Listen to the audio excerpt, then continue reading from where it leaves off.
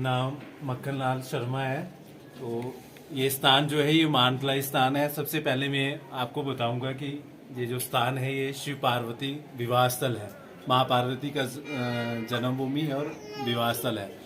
तो सबसे पहले ये मैं बताऊंगा कि इस स्थान का जो नाम है वो मानतलाई कैसे पड़ा था। तो बताते हैं कि जो मंदिर के पास में तालाब है इस समय, तो उस समय ये एक विवाह मंडप था। जो भगवान शंकर और माँ पार्वती का विवाह हुआ उस समय विवाह मंडप था। ये अग्नि कुंड था, हवन कुंड था। तो वहीं जो हवन कुंड था वहीं परिवर्तन हुआ है। तो जब ये परिवर्तन हो गया तो उसी कुंड में से जल आने लगा। तो माँ पार्वती के माता जी का नाम था मैना रानी।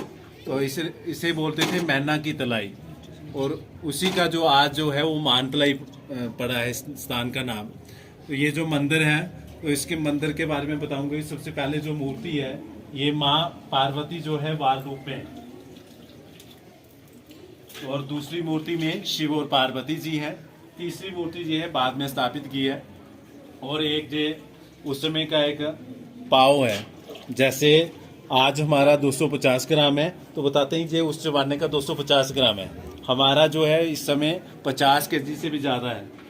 तो जब भगवान शंकर और माँ पार्वती की शादी हुई तो बताते हैं कि इस जो बराती आए थे उनको घी वगैरह जो कुछ दिया था, तो इसके साथ तोल कर दिया था कि सबको बराबर रहे। और मंदिर के बाहर 2 नंदी हैं।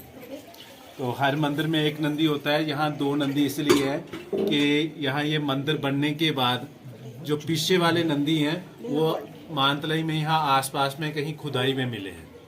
तो इसलिए यहाँ गांव वालों ने यहाँ स्थापित किया है। मंदिर के बाद एक और छोटी मूर्ति है, वो सिर्फ फेस है, गले से ऊपर है। तो वो उसको देखो तो पूरे भगवान शंकर हैं।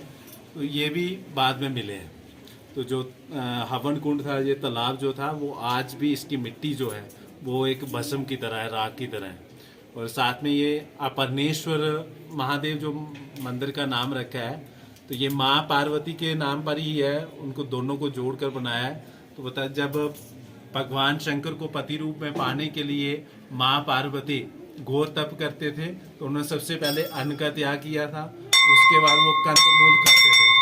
तो फिर उन्होंने फल खाना भी छोड़ दिए, फिर उन्हें पत्ते खाना शुरू किए थे।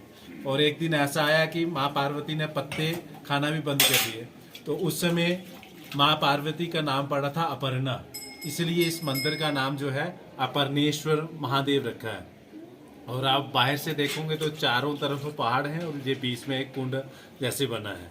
तो मैं सब भक्तजनों से निवेदन करूंगा कि जो इस स्थान में नहीं आए हैं वो इस स्थान में आए।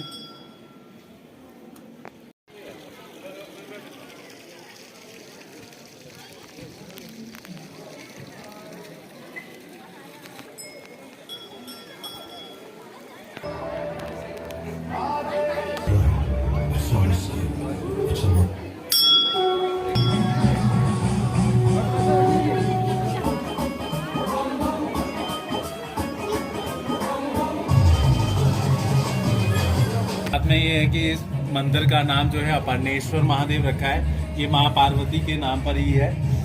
बताते हैं कि जब माँ पार्वती को ने भगवान शंकर को पति रूप में पाने के लिए घोर तप किया था, तो सबसे पहले उन्होंने अन्न का त्याग किया था। तो वो कंदमूल फल खाते थे, उसके बाद उन्होंने कंदमूल फल भी छोड़ दिए। उसके बाद उन्होंने पत्ते खाना शुरू किए थे, और जब पत्ते खाना भी बंद कर दिए थे तो उस समय माँ पार्वती का नाम पड़ा था अपर्णा, इसलिए इस मंदिर का नाम जो है अपरनेश्वर महादेव रखा है। तो मंदिर के बाहर जो नंदी हैं, 2 नंदी इसलिए हैं कि जो पीछे वाली नंदी है जो मंदिर बनने के बाद जहाँ खुदाई में मिले हैं।